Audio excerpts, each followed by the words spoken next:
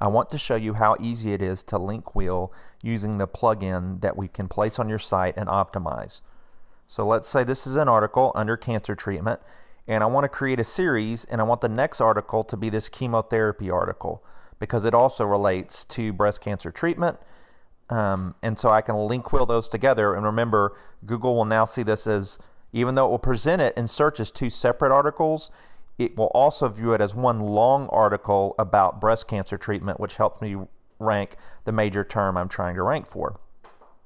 So again, you go to the blog that you want to be first in the series, and then you scroll down in the plugin, you go to advanced.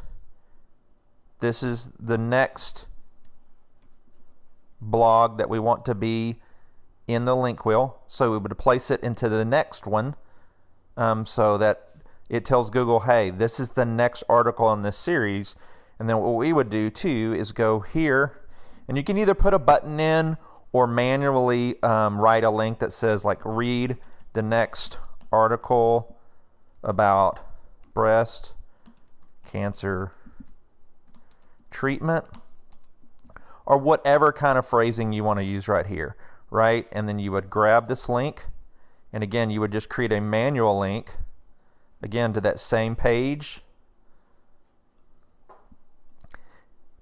And once you do that and update this article, you've completed the first step to the link wheel. In the next article, all you're going to do is put this current article we have, right, because this is the start of the link wheel.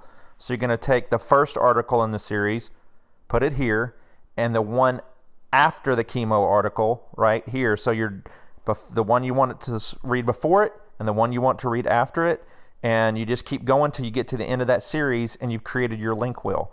It's that easy with this plugin.